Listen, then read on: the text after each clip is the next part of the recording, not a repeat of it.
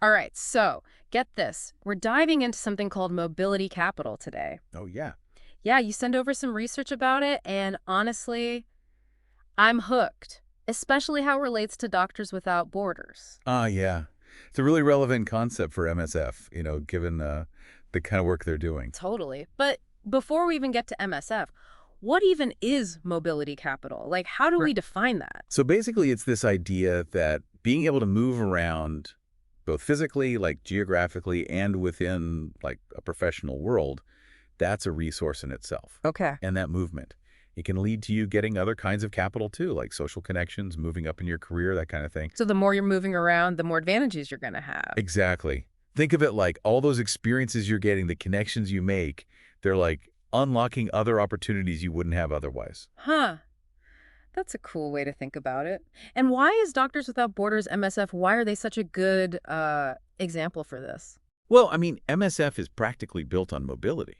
Like their whole thing is sending medical professionals all over the world, often to really tough places. It's true. Mobility is basically like in their DNA. Yeah.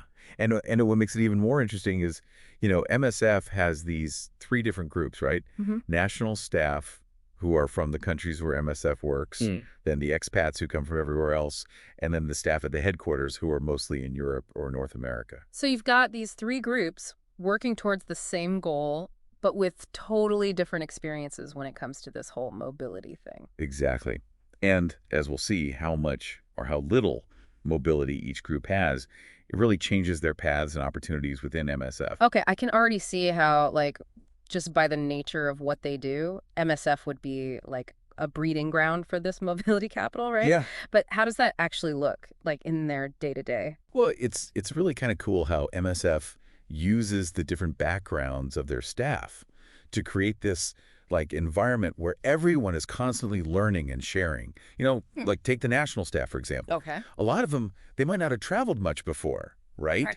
And suddenly they're working side by side with this like incredibly diverse group of expats. Yeah, talk about a crash course in like global perspectives. Totally. And it's not even just like the direct conversations they're having. The Mhm. research actually highlighted how even just small things like using a laptop sent from Europe or reading these international reports, it all adds to this like global mindset. It's like they're absorbing it by just like being around it. Exactly. I remember that quote from the research too, from that MSF worker in Pakistan. He had worked with like hundreds of expats, but never even left his city. Oh, wow. It really stuck with me. Yeah, that's a perfect example of how you don't have to, physically move to start like gaining mobility capital. Right. But obviously MSF, whenever they can, they, facilitate actual moving around, sending their national staff to different projects within their own countries. So each move they make, it's like more experience. Exactly. New challenges, new colleagues, it all builds up. It's like on the job training, but for like navigating the world and your career at the same time.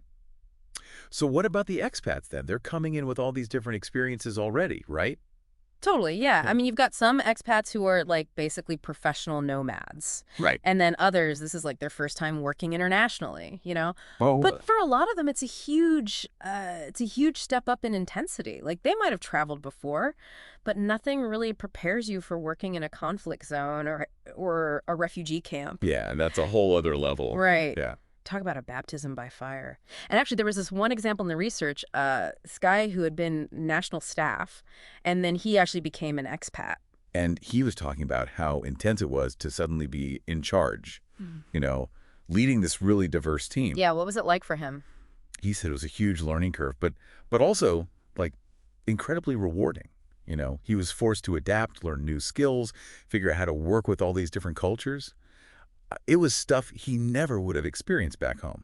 It seems like this whole mobility capital thing, it's like it builds on itself. It does. The more you have, the more opportunities just appear.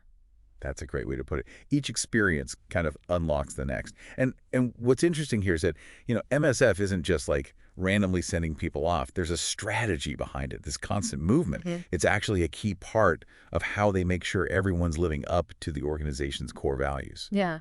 Now that is really interesting. How does that work? So, okay, how does all this moving around actually connect to what MSF is all about, like Yeah. their values, Well, think about it. Even their name is Doctors Without Borders. right? Like, mobility is kind of baked into who they are, you Yeah, know? It shows how adaptable they are, how they can go anywhere, anytime to help. makes sense. And it goes beyond just like physically moving too. Yeah. MSF, they really encourage people to try new roles, new responsibilities, even if it means moving down in the organization, if that's what fits their values. Wow, that's pretty different from how most places work. Like usually it's all about climbing that ladder, Yeah. But for MSF, it sounds like it actually makes them stronger, having that kind of flexibility. Exactly. It all comes down to those core values, right? Like, first off, being dedicated to the work. MSF, they're known for having, well, let's say their salaries aren't the highest. Right. And that's intentional. It kind of weeds out the people who are just there for the money, you know? Attracts the ones who really care about the mission. Yeah, that makes sense. And then there's this huge emphasis on, like, really thinking for yourself, being critical, and having those tough conversations, you know? Disagreeing with each other, questioning things. That's all encouraged. So, like, being okay with a little bit of discomfort, hearing different opinions. Yes. And then finally, MSF really values their history. Yeah. Like knowing how the organization started, the mistakes they made, the successes, that's all seen as crucial for making the right calls out there in the field. Learn from your mistakes, right? Exactly. So you got the movement, the different perspectives, that critical thinking. It all kind of weaves together into what MSF is, you know? You mentioned earlier that even the people at headquarters who might not be actually traveling all over, they still kind of get that global experience through everyone else. Can you explain that a bit more? Yeah, it's subtle, but Yeah. it's important. Like, imagine you're working at headquarters, right? You're getting reports from everywhere, talking to people on the front lines, meeting with teams who just got back from, some mission. You haven't been to those places yourself, but you're still getting a sense of what it's like, you know? Yeah. And remember how we talked about the national staff? They're getting that same thing from the expats who are constantly coming and going. So it creates this, like, shared understanding, even if not everyone is physically moving around at the same pace. Right, that makes sense. Okay, so we're seeing how all this fits together, but let's talk about what it actually means. How does having mobility capital give you influence within MSF? Like, what's the payoff? That's the really interesting part. In MSF, your experience is power. It's like the more mobility capital you have, the more missions you've been on, the more you've done, the more people you know from all over. That's what gives you credibility. So it's like frequent flyer miles, but instead of a free flight, you get, You get influence. yeah. You get to make decisions. You get to choose what you want to work on, where you want to go. Even the people high up in headquarters, even they can't just sit back and give orders. They have to stay mobile to be taken seriously. Nobody respects the armchair traveler. You know what I mean? Right, but like not everyone is going to be into that, right? Like some people, they want to be close to family, or maybe they found something they love doing and they want to stick with it. Totally. And that's what makes it so interesting, right? Everyone has different priorities. Some people are all about climbing that ladder, using their experience to gain more power. The research talked about it like there are these three levels of mobility. Okay. So you have the people who mostly just see it, the mobility like some of the headquarters staff or national staff in those more stable roles. Right. Then there's the people who are actively experiencing it. A lot of the expats fall into this group. And then at the top, there's the people who are actually directing the movement. That's like a whole system. It is. And it's not about saying one is better than the other. It's just recognizing that mobility capital is like any other kind of capital. You can earn it, you can spend it, you can even kind of inherit it in a way. Mhm. But in the end, it's about those experiences you collect along the way, what Mhm. you learn, who you meet.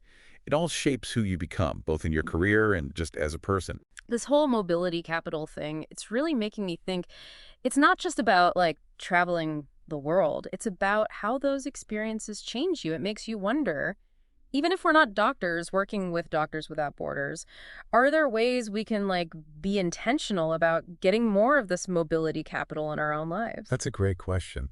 It is. Well, on that note, I think we've done our deep dive into mobility capital for today. Thank you for joining us.